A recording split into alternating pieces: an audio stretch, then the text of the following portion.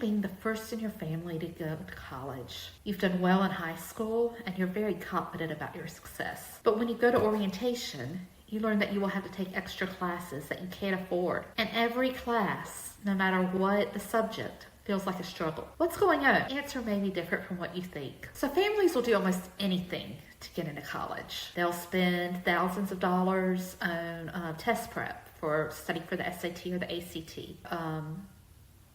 They may even cheat to help their students to get into college. But few people think about what happens once you get into college. You may be accepted, but are you really ready to do the work? And that's the problem that we're facing in American education. So the research shows that about 50% of college students have to take some sort of remedial reading class. So in other words, they aren't ready to do college level reading yet, and they're assigned to take extra classes. And this rate is much higher than it was even in the mid 2015s. It continues to go up. And there are higher rates for remedial classes for students who might be considered more vulnerable or who have disadvantages. And that's especially true for students who were raised in poverty, students who may not have had a lot of economic income growing up. And there are some problems with remedial classes. And the first one is that they don't really work.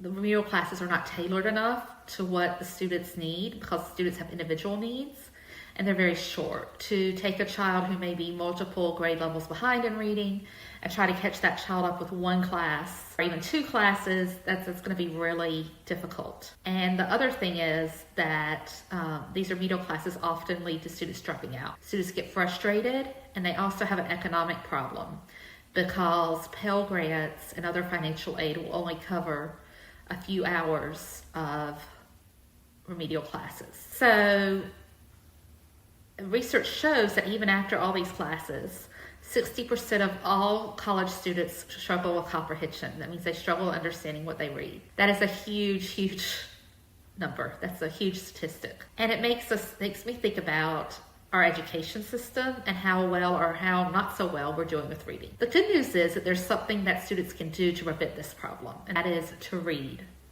a lot during high school. So research has shown that independent reading, that means reading a book that's right for you, it's not too easy, not too hard, that reading for long periods of time, every day or several days a week, can really, really help increase your reading and get you ready for college. And this means reading for fun. It doesn't mean reading textbooks. It doesn't mean reading notes or a book that's really difficult for your English class. If you read for fun for about 20 to 30 minutes a night, it makes a huge, huge difference in your chances of being prepared for college and doing well in college. And students who read 30 minutes a night are 26% more likely to have high achievement, and they also gain huge vocabularies. If you read during high school for about 30 minutes a night, you will gain a vocabulary of about 1 million words, which will help you because a lot of the things that people struggle with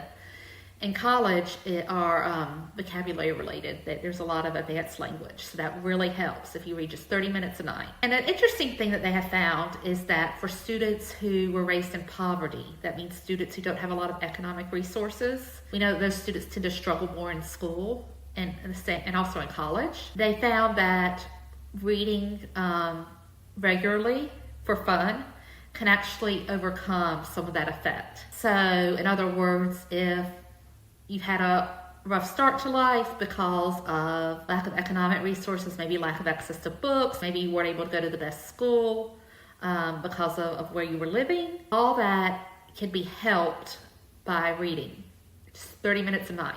So just 30 minutes a day can make a huge, huge difference in reading success. Now, I know some people might be out there and saying, I just don't know where to start with this. I don't know where to find books for my child. My child's not motivated to read. And we're looking at college now, and I'm a little bit concerned. So I'm about to launch a course on reading fluency. In other words, being able to read accurately and to understand what you're reading. And I'm seeing a lot of problems with fluency, especially what we call stamina, which is reading for long periods of time. That's something that students have trouble with in our digital age, and it's an increasing problem. I have not yet launched this course. But if you want to get on my email, you can find out more information about it. And you can also get a free ebook, which is titled My Child Struggles to Read.